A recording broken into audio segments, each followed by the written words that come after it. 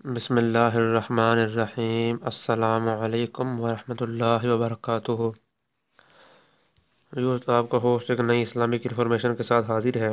حضرت یونس علیہ السلام کو صاحب الحوت یعنی مچھلی والا بھی کہا جاتا ہے۔ اللہ نے انہیں سلطنت اشوریہ کے دارالحکومت نینوا کے لوگوں کی طرف بھیجا تھا تاکہ وہ انہیں بت پرستی سے روکیں، ایک اللہ کی عبادت کی دعوت دیں اور گناہوں کے برے انجام سے ڈرائیں۔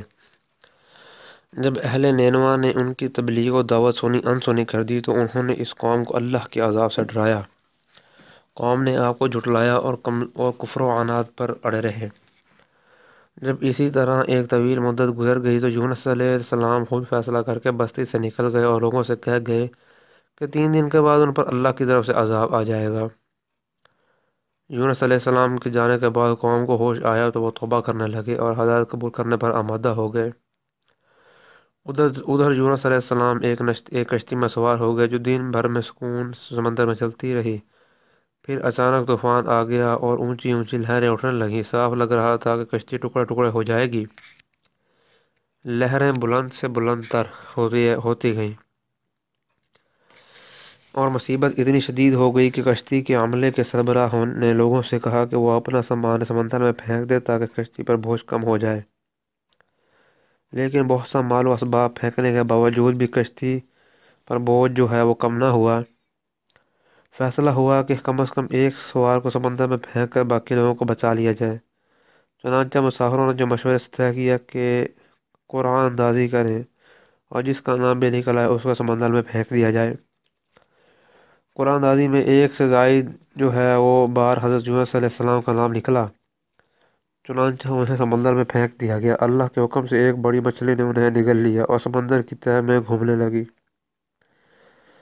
یونس علیہ السلام نے اپنی نجات کے لیے اللہ سے بڑی آہوزاری کی۔ قرآن مجید نے اس کا ذکر جو ہے وہ یوں کیا ہے: اور یاد کریں مچھلی والے یونس کو جب وہ اپنی قوم سے ناراض ہو کر چلے گئے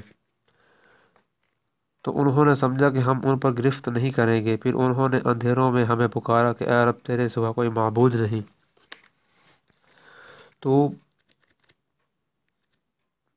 تو پاک ہے، بلا شبہ میں ہی ظالموں میں سے ہوں۔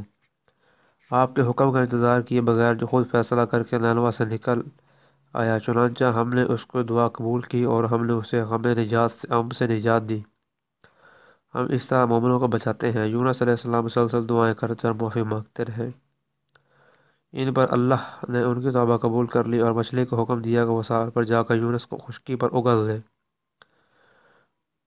وہ انہیں ایک بیضا درخت کے سائے میں پناہ مل گئی اور وہ ہوش میں آ گئے اور اللہ تعالیٰ فرماتا ہے: پھر اگر یہ بات نہ ہوتی کہ بے شک وہ تسبیح کرنے والوں میں سے تھے تو وہ لوگوں کے دوبارہ زندہ کر کے اٹھائے جانے کے دن روز قیامت تک اسی مچھلی کے پیٹ میں رہتے۔